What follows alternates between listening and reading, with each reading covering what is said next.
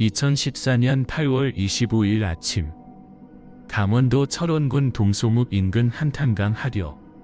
수십 년간 이 물길을 오가던 한 노인이 강변 갈대숲 사이에서 1100세계 마대자루 하나를 발견했습니다. 처음에는 폐사한 가축이 담긴 것으로 짐작했지만 마대의 무게가 비정상적으로 나갔고 표면에서 올라오는 냄새는 흔히 맡던 동물 사체의 악취와는 확연히 달랐습니다.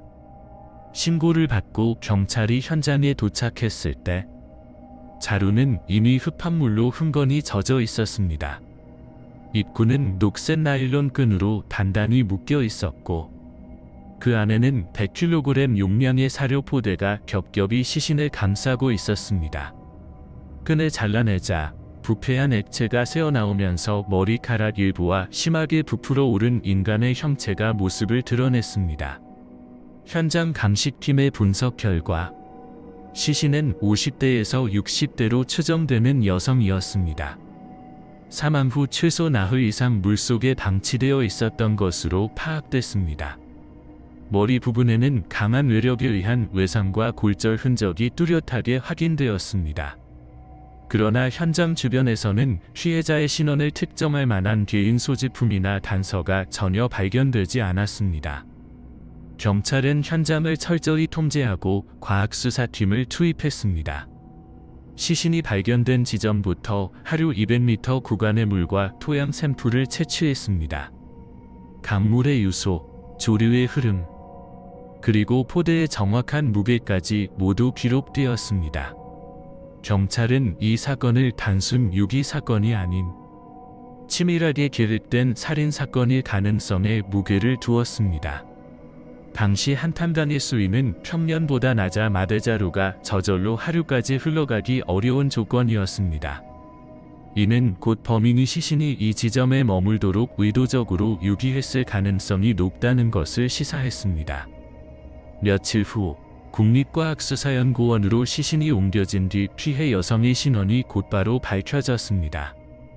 이로써 겉으로는 평범해 보였던 한 가정에 닥친 비극의 전말이 세상에 알려지기 시작했습니다. 그날 아침 강물 위에 떠있던 마대자루는 단순한 폐기물이 아니라 한 가족의 붕괴를 증명하는 유일한 증거였으며 그것이 열리는 순간 강원도의 평온함은 산산조각 났습니다. 철원군은 한반도의 비무장지대와 인접한 완충지대에 위치해 있습니다. 첩첩산중 사이로 한탄강이 남북으로 길게 흘러가는 지형입니다. 군부대와 민가가 공존하며 인구는 매우 적고 대부분 농업이나 축산업에 종사합니다. 이곳은 여름에는 안개가 짙고 겨울에는 기온이 영하 20도까지 떨어지기도 하는 척박한 자연환경을 가지고 있습니다. 이러한 환경적 특성 때문에 사건이 발생하면 목격자가 극히 제한적이며 증거 보존 역시 까다롭습니다. 피해자는 윤회선 52세, 포천시 운천리에 거주하고 있었으며 직업은 무직이었습니다. 남편과 함께 한적한 시골 마을에서 농사를 지으며 생활해 왔습니다. 주민센터 기록에 따르면 그녀는 2014년 3월 이후 외부 의료기관을 찾은 기록이 없으며 금융거래 역시 거의 전무했습니다. 마을 주민들은 윤 씨가 조용하고 성실하며 주변과 갈등을 빚은 적이 없는 인물이라고 입을 모았습니다. 가족 구성은 남편 한재국 58세, 며느리 민서진 29세, 그리고 4살짜리 손녀였습니다. 장남은 중동 지역 건설 현장에서 일하고 있어 1년에 한두 번만 잠시 귀국했습니다. 가정은 표면적으로 평온했습니다. 예비역 하사관 출신인 남편 한재국은 근면하고 절제된 생활을 유지하는 것으로 알려졌고 마을 이장 선거에 출마할 만큼 지역사회에서 신뢰받는 인물이었습니다. 며느리 민서진은 결혼 직후 아이를 낳고 전업주부로 생활했습니다. 이웃들의 증언에 의하면 그녀는 시어머니 윤 씨와 함께 밭일을 돕는 등 가족 간의 다툼을 목격한 사람은 없었습니다. 하지만 한 가지 특이한 점이 있었습니다. 몇몇 주민들은 최근 몇 달 동안 밤늦게 한재복 씨가 홀로 마당에서 술을 마시는 모습을 자주 봤다고 진술했습니다. 어떤 이는 이것을 단순한 스트레스 해소로 봤지만 다른 이들은 가족 내 갈등의 징조로 여기기도 했습니다. 사건 직전 이 가족은 외부와의 접촉이 거의 끊긴 상태였습니다. 통화 기록 분석 결과 8월 15일부터 8월 22일까지 윤회선 씨의 휴대전화에서는 발신 기록이 없었습니다. 8월 22일 22시 45분을 마지막으로 휴대전화의 전원이 꺼졌습니다. 같은 기간 남편 한재국의 통화량은 평소보다 절반 이하로 급감했습니다. 반면 며느리 민서진 씨의 통화 내역에는 측정 번호와 반복적인 연락이 있었으나 이는 가족 외부의 개인적인 연락으로 확인되었습니다. 포천경찰서 수사 기록에 따르면 윤회선 씨의 실종 신고는 접수되지 않았습니다.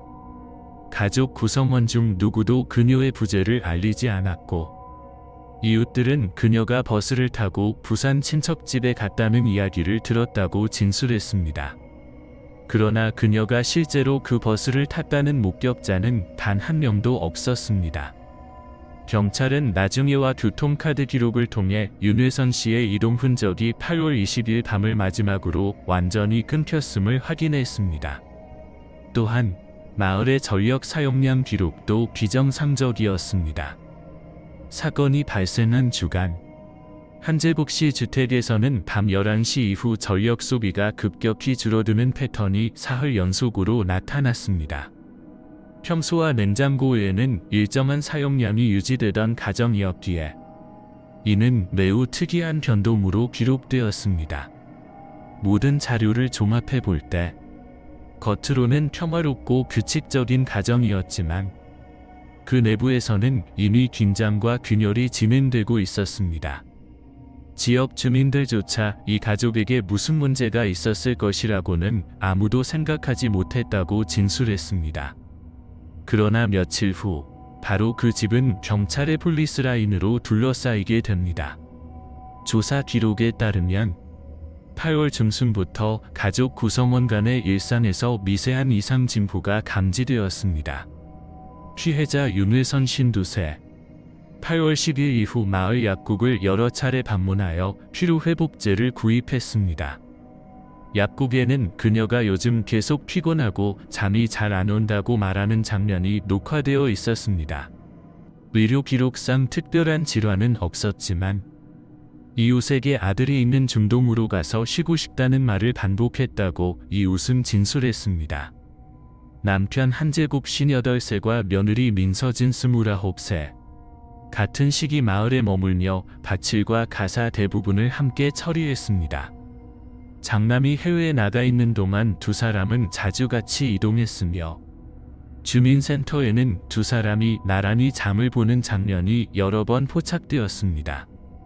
사건 발생 일주일 전부터 인근 주민들은 한 가지 공통적인 이상함을 느꼈다고 합니다. 밤 11시가 넘어서도 집안에 불이 꺼지지 않았습니다. 창문 틈으로 가아닌 희미한 조명이 새어나왔습니다. 어떤 날은 한 씨가 혼자 마당에 앉아 있었고 또 어떤 날은 며느리의 그림자가 부엌 쪽에서 움직였습니다. 주민 씨는 부부싸움이나 다툼 소리는 없었지만 평소와는 다른 침묵이 있었다고 진술했습니다.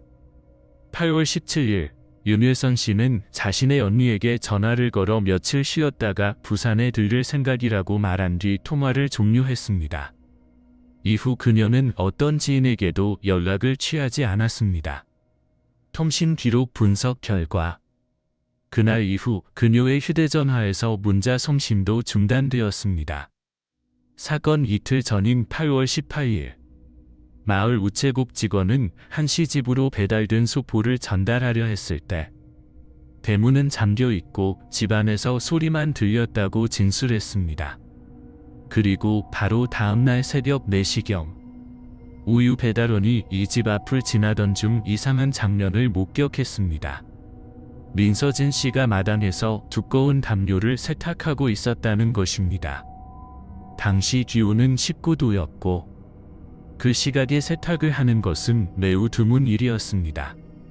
우유 배달원은 불빛이 약했고 담요에는 어두운 얼룩이 있었다고 진술했습니다. 이 진술은 사건 후 수사 과정에서 매우 중요한 단서로 작용했습니다. 현장 감식팀이 확보한 세탁기 내부의 잔류 샘플에서 혈흔 반응 양성 결과가 나왔고 분석 결과 피해자의 것과 일치했습니다. 그러나 이 증거가 확보되기 전까지 그 행동은 단순한 가사 행위로 여겨졌습니다. 피해자의 휴대전화가 꺼진 시점과 며느리의 통화 기록이 급감한 시점이 일치하는 것으로 확인되었습니다. 8월 19일 밤부터 20일 새벽 사이 가족 모두 집안에 있었고 외부인의 출입 흔적은 없었습니다.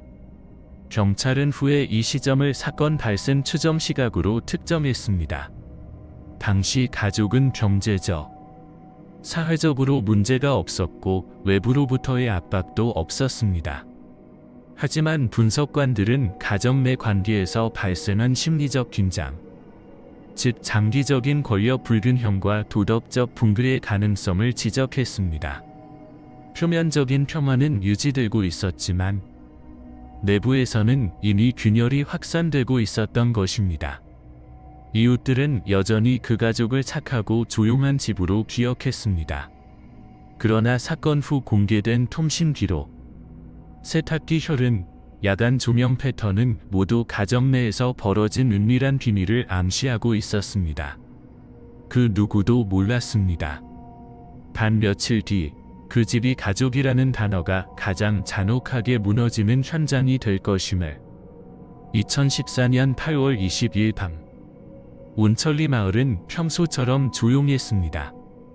대부분의 집은 10시가 되기 전에 불이 꺼졌고 한탄강가에서는 벌레 소리만이 들렸습니다. 그러나 그날 밤 11시 30분 마을 동쪽 끝에 위치한 한재국 씨 집에서 갑작스러운 소음이 들려왔습니다.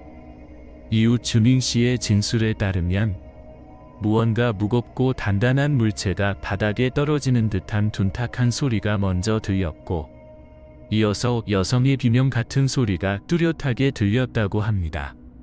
그 후 몇 초간 정적이 이어졌고 집안의 불빛이 급히 꺼졌습니다. 경찰은 후일 이 진술을 사건 시각의 30분 전으로 특정하였습니다. 통신 기록 분석 결과 피해자 윤회선 씨의 휴대전화는 그날 12시 45분을 마지막으로 신호가 끊겼습니다. 이후 48시간 동안 전원이 켜진 기록이 없었고 위치 추적은 한재국 주택 인근을 마지막으로 멈췄습니다. 경찰은 이 시간대를 사망 추정 시각으로 판단했습니다.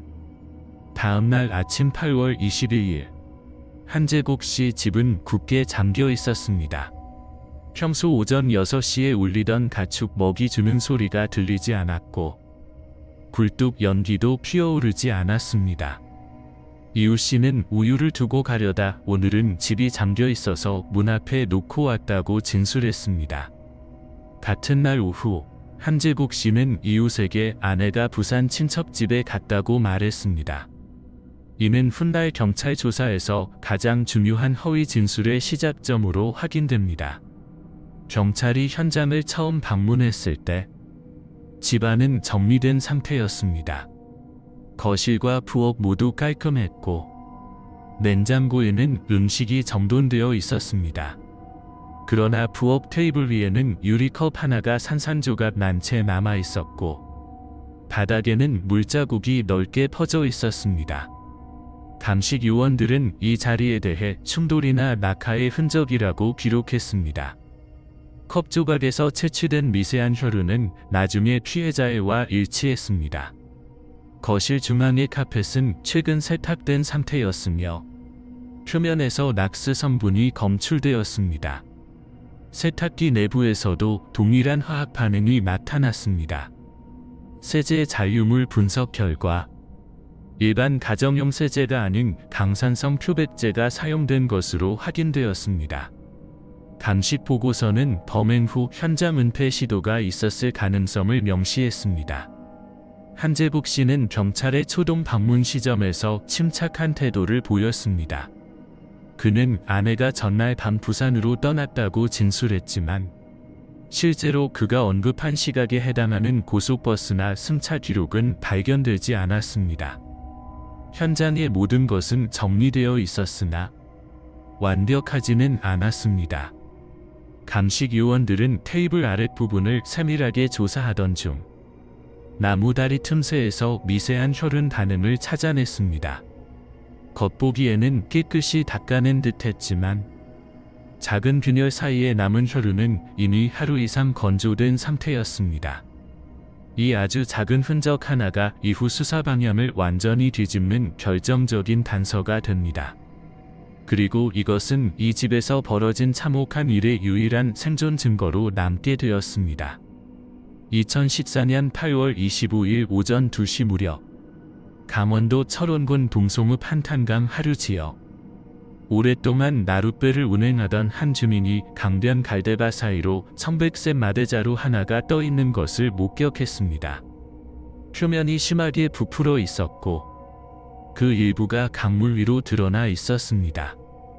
신고자는 악취와 부패한 냄새를 감지하고 즉시 경찰에 신고했습니다. 철원경찰서 강력계와 과학수사팀이 30분 만에 현장에 도착했습니다. 현장은 하류로부터 약 50m 구간이 폴리스라인으로 통제되었으며 주변은 진흙과 수초가 뒤엉킨 습지였습니다. 마대자루는 100kg 용량의 사료 포대로 확인되었습니다.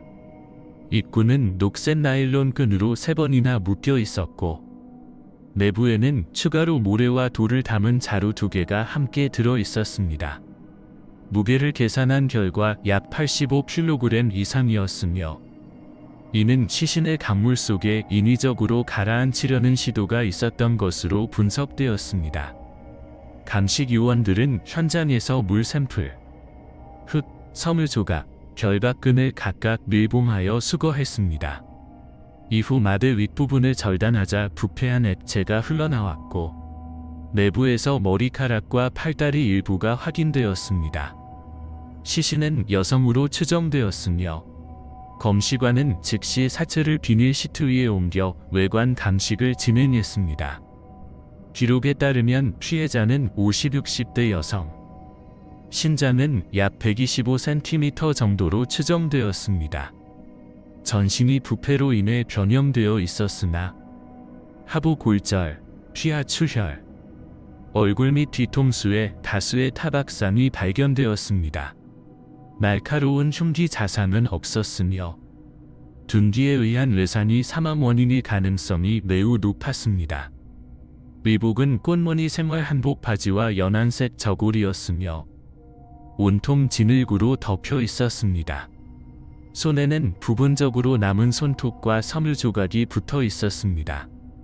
국립과학수사연구원 차부검 결과 사망 시점은 발견 나흘에서 엿새 전후로 추정되었습니다. 이는 윤회선 씨가 마지막으로 목격된 8월 20일 밤과 일치했습니다. 부패 상태, 체내 가스량, 그리고 수중 온도 기록이 이 사실을 뒷받침했습니다. 현장에서 채취된 나일론 끈과 마대포대는 시중 사료용 자재와 동일한 규격으로 포천시 일대 농자재 3점 3곳에서 판매된 제품과 일치했습니다. 경찰은 이 자료를 바탕으로 피해자 거주지 인근의 판매자 명단을 확보하기 시작했습니다. 사건 초기, 경찰은 단순 유기나 익사 가능성을 완전히 배제하지는 않았습니다. 그러나 강에 던져지기 전 이미 사망한 상태였다는 부검 소견이 추가되면서 수사는 치밀하게 은폐된 살인사건으로 즉시 전환되었습니다. 보고서에는 다음과 같이 명시되어 있습니다. 시신의 상태와 유기 방법으로 보아 범인은 피해자가 다시 발견되지 않도록 계획적으로 행위를 수행한 것으로 판단됨. 하지만 모든 수사관이 숨을 죽인 것은 그 다음이었습니다. 피해자의 신체에서 가장 이상한 점이 발견되었기 때문입니다. 시신 폐 내부에 남아있던 물질은 단순한 강물과는 전혀 달랐습니다. 국립과학수사연구원은 2014년 8월 25일 오후 철원경찰서로부터 시신을 인계받았습니다. 사체의 부패 정도는 심각했으며 외형 식별은 불가능했습니다. 가장 시급한 과제는 신원 확인이었습니다. 치과 진료 기록이 없어 치아 감점은 진행할 수 없었고, 유전자 비교를 위해서는 가족 확보가 필요했지만 실종 신고조차 접수되지 않은 상태였습니다. 이에 과학수사연구원은 지문 복원 절차를 선택했습니다. 부패로 인해 손가락 끝의 표피가 분리되어 있었지만 피부층 일부는 남아 있었습니다. 전문가들은 사체의 10손가락에서 각각 표피를 분리하여 별도 보존 처리했습니다. 이 작업에는 진피 고정화 화학액을 사용했습니다. 표피를 단단하게 굳힌 후 미세한 핀셋으로 떼어내어 유리판 위에 펼쳐 건조시켰습니다. 그 후 복원된 표피를 감정관의 손가락 끝에 덧씌워 마치 장갑처럼 착용한 상태에서 특수 스캔 방식으로 하나씩 지문을 인쇄했습니다. 그러나 결과물은 불완전했습니다. 지문선이 끊겨 있었고 윤곽이 흐릿했습니다. 이에 감정실은 디지털 복원 시스템을 병행했습니다. 고해상도 스캐너로 이미지화한 후 그래픽 분석 소프트웨어를 이용해 단절된 선을 연결하고 미세한 굴곡을 보정했습니다.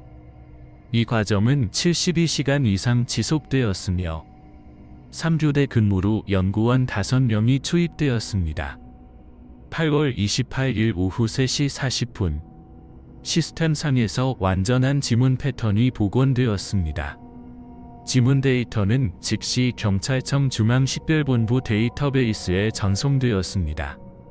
15분 후 자동 대조 시스템이 일치 결과를 반환했습니다. 결과 피해자 신원 확인.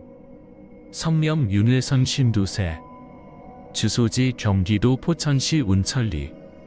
신분증 발급 기록, 주민등록번호, 과거 운전면허 등록 정보 모두 일치. 신원 확인 즉시 철원경찰서는 사건을 실종 의심 사체 미확인 사건에서 살인 사건으로 전환했습니다. 신원 확인과 동시에 사건의 지리적 연결고리가 드러났습니다. 윤회선 씨의 거주지는 시신이 발견된 한탄강 하류 삼류 구간으로부터 약 12km 떨어진 지역이었습니다. 강물의 유속과 사체의 부패 상태, 발견 지점의 위치를 감안할 때 포천 삼류에서 유기된 후 하류로 이동한 경로가 과학적으로 입증되었습니다. 이로써 경찰은 윤회선 씨의 사망이 단순한 익사가 아닌 살해 후 유기된 범죄 행위임을 공식화했습니다. 그녀가 살아있을 당시에 외부인 접촉 흔적은 없었습니다. 전화기 전원이 꺼진 시점부터 시신이 발견되기까지의 닷새 동안 가족 외의 인물과 교류한 기록은 존재하지 않았습니다. 철원경찰서는 즉시 강원지방경찰청 강력계에 보고서를 제출하고 포천경찰서와 공조수사체계를 구축했습니다. 사건은 이제 한탄강 부유 사체 사건이 아니라 윤회선 살인 사건으로 명명되었습니다. 모든 것은 한순간에 뒤집혔습니다. 단순한 실종은 살인으로, 평범한 가점은 용의선상으로 바뀌었습니다.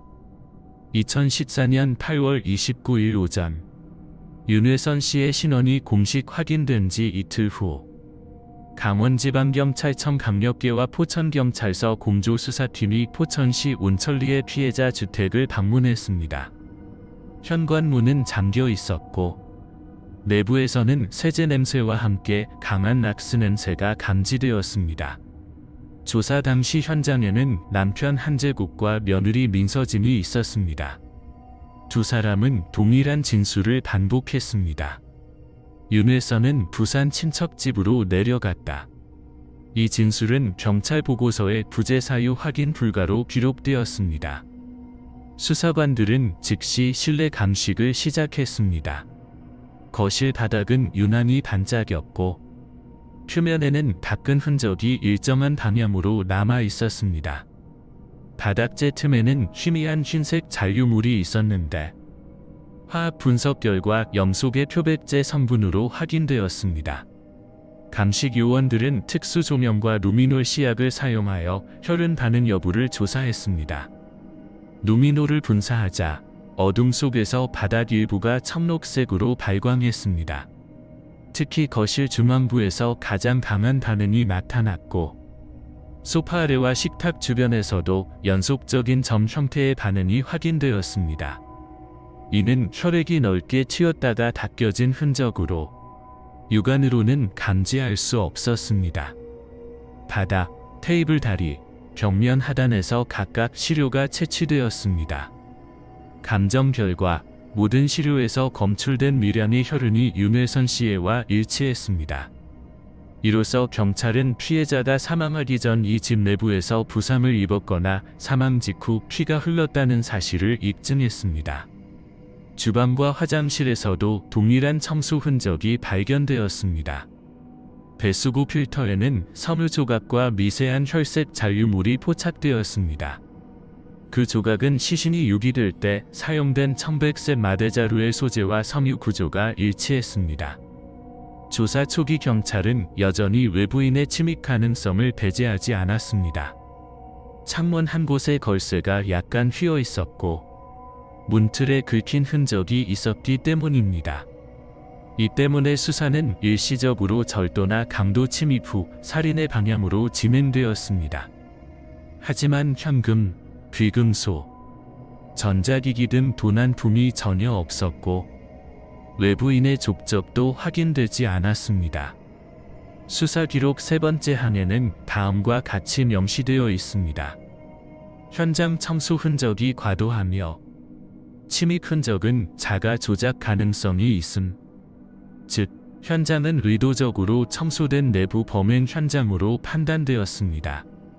이날 감식은 오후 6시까지 이어졌습니다. 모든 증거물은 밀봉되어 국립과학수사연구원으로 이송되었습니다. 사건은 이 시점부터 가족 내 범행 가능성에 초점이 맞춰졌습니다. 겉보기엔 깨끗했던 그 거실. 그러나 바닥 아래에는 이미 모든 답이 남아 있었습니다. 그리고 며칠 뒤 그 답을 완성할 새로운 증거가 발견됩니다. 그것은 마당 창고 구석에 있던 오래된 정문기 한 대였습니다. 현장 감식이 끝난 지 사흘 뒤 수사팀은 윤회선 씨 주택 내 창고를 재점검했습니다. 창고 안에는 농기구와 연료통, 그리고 노후된 정문기 한 대가 보관되어 있었습니다. 표면은 깨끗하게 닦여 있었으나 감식 요원이 엔진 커버 하단과 짐칸 나무 바닥 틈새에서 건조된 혈흔 반응을 확인했습니다. 현장 채취 후 실험실에서를 분석한 결과 검출된 혈흔은 피해자 윤회선 씨의 것과 일치했습니다. 정문기 짐칸 내부에서는 청백색 합성 섬유 조각이 함께 발견되었습니다. 이 섬유는 한탄강에서 발견된 시신을 감쌌던 사료 포대의 재질과 완벽히 동일했습니다. 섬유 구조, 염료 성분, 실고임 방향까지 일치했으며 이는 동일 제조사의 제품으로 확인되었습니다. 이에 따라 경찰은 정문기가 시신 운반에 사용된 도구일 가능성이 매우 높다고 판단했습니다. 다음 단계는 이동 경로 확인이었습니다. 수사팀은 마을 입구를 확보하여 사건 당일인 8월 20일 03을 분석했습니다. 23시 07분경 한 대의 소형 정문기가 화면에 포착되었습니다. 조도 보정 작업 후 영상에서 2명의 인물이 확인되었습니다. 앞에는 남성, 뒤에는 여성으로 추정되는 인물이 탑승하고 있었으며 차량은 강 방향으로 향했습니다. 두 사람의 체격과 신체 비율은 각각 한제곱과 민서진의 신상 정보와 일치했습니다. 또한 분석팀은 영상 속 정문기의 왼쪽 뒷바퀴가 약간 기울어져 있는 특징을 발견했습니다. 이 특이점은 포천 경찰이 확보한 실제 정문기의 바퀴축 변형 상태와 일치했습니다. 영상 속 차량의 주행 간격, 이동 시간, 방향 모두 피해자 주택에서 한탄강까지의 거리와 정확히 부합했습니다. 국립과학수사연구원은 이어서 부검차 감정 보고서를 발표했습니다. 폐 내부의 현미경 분석 결과 피해자의 폐포에서 한탄강 고유의 조류와 미세한 실트 성분이 검출되었습니다. 이 성분은 수중샘물이 살아있는 호흡 과정에서만 폐로 유입될 수 있는 종류였습니다. 즉, 피해자는 이미 사망한 상태로 강에 버려진 것이 아니라 의식이 있는 상태에서 수중에 던져졌음을 의미했습니다. 이 결과는 사건의 성격을 완전히 바꾸어 놓았습니다. 살인 후 은폐가 아니라 살아있는 피해자를 물에 빠뜨려 사망에 이르게 한 직접 살해 행위였습니다. 법의학적 판단에 따르면 윤회선 씨는 익사 직전 약 30초간의 의식이 있었고 폐 내의 산소 포화도 변화가 그 사실을 뒷받침했습니다. 모든 조각이 맞춰지기 시작했습니다. 시신 유기수단, 이동 경로, 시간대, 그리고 사망 원인. 이제 경찰은 남편과 며느리를 주요 용의자로 특정했습니다. 보고서의 마지막 문장은 단 한 줄이었습니다. 피해자는 강에 던져졌을 때 아직 숨을 쉬고 있었다. 2014년 9월 2일 한재국 58세과 며느리 민서진 29세는 포천경찰서로 동시에 소환되었습니다. 이 시점까지 두 사람은 윤회선 씨가 부산으로 갔다는 진술을 일관되게 유지하고 있었습니다. 그러나 경찰은 이미 모든 과학적 증거를 확보한 상태였습니다. 정운기 혈흔, 마대 섬유, 영상, 그리고 루미놀 반응 결과가 모두 가족 내부 범행을 지목하고 있었습니다. 첫 번째 신문에서 한재국은 침묵을 택했습니다. 그는 진술을 회피하며 아내가 돌아올 것이라는 말을 반복했습니다. 그러나 민서진의 태도는 달랐습니다. 8시간에 걸친 조사 끝에 그녀는 결국 사건의 전말을 부분적으로 시인했습니다. 조서에 따르면 민서진은 시어머니와의 갈등이 이어지던 중 남편의 해외 부재로 인해 가정 내 긴장이 심화되었으며 이 과정에서 한재국과 부적절한 관계를 맺게 되었습니다. 이 관계는 장남이 해외로 떠난 직후부터 시작되었고 주변 사람들은 전혀 눈치채지 못했습니다. 민서진의 진술에 의하면 윤회선 씨는 사건 며칠 전 두 사람의 관계를 의심하기 시작했습니다. 그날 밤 윤 씨가 한재국에게 격렬하게 따졌고 그 과정에서 몸싸움이 발생했습니다. 부검 결과와 일치하게 윤회선 씨의 하악골 골절은 둔기에 의한 타격으로 확인되었습니다. 민서진은 충돌 직후 기절한 시어머니를 보고 극도의 공포 상태에 빠졌으며 이후 한재국이 정리해야 한다는 말을 했다고 진술했습니다. 그러나 조서에는 직접적인 살해 행위가 있었는지는 명시되지 않았습니다. 수사 기록에 의하면 피해자는 거실에서 쓰러진 뒤 완전히 사망하지 않은 상태였습니다. 한재국은 시신을 마대에 넣고 무게를 늘리기 위해 돌을 함께 담았습니다. 그 과정에서 민서진은 현장을 청소하고 담요를 세탁했습니다. 그날 밤 23시경 두 사람은 경운기를 이용해 마대를 싣고 한탄강 하류로 이동했습니다. 영상에서 포착된 남녀 두 사람의 이동 시각은 그들의 진술과 정확히 일치했습니다. 사건의 법의학적 보고서에 따르면 윤회선 씨의 사인은 익사로 최종 확정되었습니다. 폐에서 검출된 조류와 미세 입자는 윤 씨가 의식이 남아있는 상태에서 수중에 투입되었음을 뒷받침했습니다. 이는 단순한 유기가 아니라 살해 행위 자체가 익사 과정으로 이루어진 것을 의미했습니다. 민서진은 재차 조사에서 자신은 시킨 대로 따랐을 뿐이라 진술했습니다. 그러나 범행 후 현장을 세척하고 증거를 은폐한 행위로 인해 그녀의 행위는 공동정범으로 인정되었습니다. 수사관들은 사건을 단순한 간통 혹은 분노 범죄로 보지 않았습니다. 그 핵심에는 도덕적 붕괴와 심리적 지배 관계가 있었습니다. 한재국은 연령과 지위의 우위를 이용해 민서진을 통제했고 그녀는 그 안에서 심리적으로 종속되어 있었습니다. 그녀는 피해자이자 동시에 공범이었습니다. 조서의 마지막 문장은 이렇게 기록되어 있습니다. 민서진은 울지 않았다. 진술 내내 감정의 기복이 없었으며 모든 사실을 차분히 서술했다. 그러나 사회적 반응은 전혀 차분하지 않았습니다. 사건의 전말이 공개되자 여론은 분노했습니다. 시청자 게시판에는 가족이라는 이름으로 저지른 가장 잔혹한 범죄라는 제목의 글이 수백 건 올라왔습니다. 하지만 이 사건이 남긴 가장 깊은 충격은 범죄의 동기가 아니라 그들이 보여준 냉정함이었습니다. 그리고 그 냉정함은 법정에서도 이어지게 됩니다.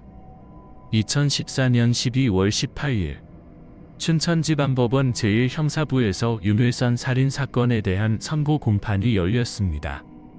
기소 이후 석 달간 이어진 공판은 총 8회에 걸쳐 진행되었으며 피고인은 남편 한재국 58세과 며느리 민서진 29세 2명이었습니다. 공소장은 3가지 혐의를 명시했습니다. 살인죄, 사체유기죄, 근친상간죄형법 제41조 위반. 검찰은 한재국이 가정 내 지위를 이용해 며느리와 부적절한 관계를 유지하며 윤회선 씨가 이를 알아차리자 살해를 결심했다고 주장했습니다. 또한 민서진은 범행 과정에서 직접적으로 가담하지는 않았으나 시신 유기 및 증거인멸에 적극 협조함으로써 공범으로서의 법적 책임이 있다고 판단했습니다. 검찰 측은 경운기 혈흔, 루미놀 반응, 감정서, 영상, 통신 기록, 부검 보고서를 모두 증거로 제출했습니다. 특히 피해자의 폐에서 검출된 조류 성분과 시신 유기 시각의 일치가 고의적 살해 행위임을 입증하는 핵심 근거로 작용했습니다. 변호인 측은 일부 혐의에 대해 심신미약을 주장했습니다. 한재국의 경우 범행 당시 극심한 스트레스와 혼란으로 인한 우발적 행위라 변론했고, 민서진의 경우 한재국의 지배와 협박에 의한 심리적 감압 상태였다고 주장했습니다. 그러나 재판부는 이를 받아들이지 않았습니다. 판결문에는 다음과 같이 기록되어 있습니다. 피고 한재국은 장기간 가정 내 권력 구조를 악용하여 부도덕한 관계를 지속하였으며 그 관계의 발각을 피하기 위해 아내를 살해하였다. 행위는 계획적이며 잔혹하다. 사회적 윤리 질서를 심각하게 훼손하였다. 한재국에게는 사형이 선고되었습니다. 재판부는 조화 가능성이 희박하고 범행의 잔혹성과 결과의 비가역성을 고려할 때 최고형을 선고함이 타당하다고 밝혔습니다. 민서진에게는 무기징역이 선고되었습니다. 법원은 피고 민서진은 주도적 행위자는 아니지만 범행의 은폐와 증거인멸에 적극 가담하였다. 또한 피해자와 가족관계에 있는 사람으로서 도덕적 책임은 결코 가볍지 않다고 판시했습니다. 이날 선고 직후 법정은 침묵에 휩싸였습니다. 사건이 언론을 통해 보도되자 전국적으로 강한 사회적 반향이 일었습니다. 많은 시민은 가족이라는 이름으로 저지른 범죄라며 분노했고, 일부는 여성 피고가 가정 내 통제 구조에서 벗어나지 못한 피해자일 수 있다고 주장했습니다. 인터넷 여론은 둘로 갈라졌습니다. 한쪽은 냉정한 법 집행을 지지했고, 다른 한쪽은 구조적 폭력 속에서 발생한 비극으로 해석했습니다. 검찰은 항소를 포기했으며 판결은 확정되었습니다. 사형이 선고된 한재국은 수감 후 단 한 차례도 반성문을 제출하지 않았고, 민서진은 재판 종료 후 독방에 수감 조치되었습니다. 춘천지법은 최종 의견서에서 이렇게 남겼습니다. 이 사건은 한 개인의 범행이 아니라 한국 사회 가족 제도 안에서 숨겨진 폭력의 민낯을 드러낸 사례이다. 그날의 판결은 법정에서 끝나지 않았습니다. 신문 한 면, 방송, 그리고 온라인 댓글창까지 모두 묻고 있었습니다. 이 관계에서 누가 진짜 피해자였는가? 사건이 종결된 지 6달 후, 포천시 운천리의 윤회선 씨 주택은 폐가로 남았습니다. 현관문은 법적 증거 보존 기간이 끝난 뒤 봉인이 해제되었지만 아무도 그곳에 들어가려 하지 않았습니다. 집 주변은 잡초로 덮였고 부엌 창문은 조사 중 파손된 채로 그대로 방치되었습니다. 가끔 마을 아이들이 호기심에 담장을 넘었지만 어른들은 그 집 근처에 가지 않았습니다. 주민들은 여전히 그곳을 강가의 집이라고 불렀습니다. 2015년 3월 장남 한진수 32세가 해외 근무를 마치고 귀국했습니다. 그는 언론을 통해 가족의 사건을 처음 접한 것으로 알려졌습니다. 행정 기록에 따르면 그는 귀국 후 바로 포천경찰서를 방문해 부친과 아내의 수감 확인서를 요청했습니다. 당시 경찰 관계자는 한진수가 별다른 진술을 하지 않았으며 서류만 받아갔다고 기록했습니다. 그 후 그는 모든 재산 상속을 포기했고 모친의 장례식 절차를 요청했습니다. 윤회선 씨의 유해는 국립과학수사연구원 강식이 종료된 후 2015년 2월 말 인도되었고 포천시 공동묘지에 무연고 처리되었습니다. 민서진이 남긴 4살 된 딸은 외가로 옮겨졌습니다. 법원 결정에 따라 친권은 자동 소멸되었고 보호자는 외할머니로 지정되었습니다. 아이의 성씨는 2016년 초 가족관계등록부 정점으로 변경되었습니다. 포천시청 가족복지과의 기록에는 아동의 신분 노출 방지를 위해 개인정보 보호 등급을 상향 조정함이라는 문구가 남아 있습니다.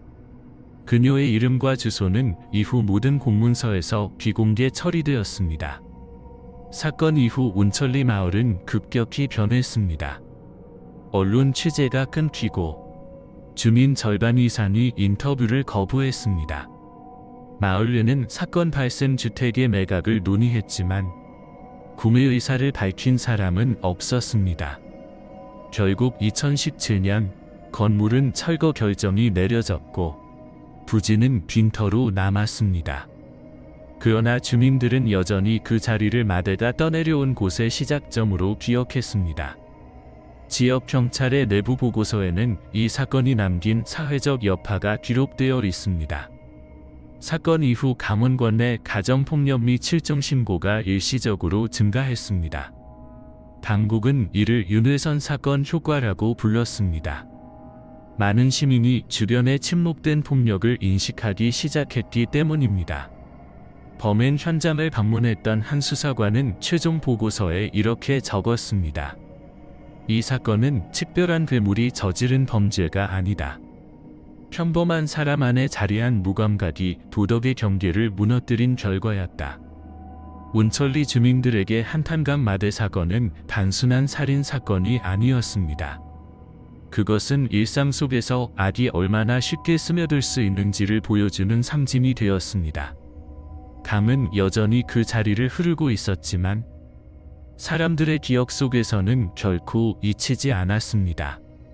2014년 8월 25일 아침 한탄강 위에서 발견된 하나의 마대자루. 그것은 단순한 부패한 물체가 아니었습니다. 그 안에는 한 가정의 해체, 한 사회의 도덕적 균열, 그리고 인간이 만들어낸 가장 조용한 형태의 폭력이 담겨 있었습니다. 사건 이후 강물의 수위는 여러 번 변했지만 사람들의 기억 속에서 그 마대는 결코 가라앉지 않았습니다. 사건 기록 속에는 부력으로 인해 부분적으로 수면 위로 노출되어 있었다는 문장이 남아 있습니다. 그 문장은 과학적 사실이었지만 동시에 상징이었습니다. 아무리 무거운 돌을 넣어도 완전히 가라앉지 않는 것들이 있습니다. 그것은 물리의 문제가 아니라 기억의 문제였습니다. 윤회선 씨의 죽음은 한탄강의 냉수를 지나 세월 속으로 흘러갔습니다. 그러나 그 강을 지나는 사람들은 지금도 종종 발걸음을 멈춥니다. 그들은 아무 말도 하지 않지만 시선을 물 위에 두고 오래 머뭅니다. 이 사건의 기록은 결국 한 문장으로 요약될 수 있습니다. 물속에 던져진 것은 시신이 아니라 인간의 양심이었다. 시간이 흘러도 진실은 가라앉지 않습니다. 숨기려 할수록 더 또렷하게 떠오릅니다. 죄는 마대처럼 결코 완전히 가라앉지 않는다.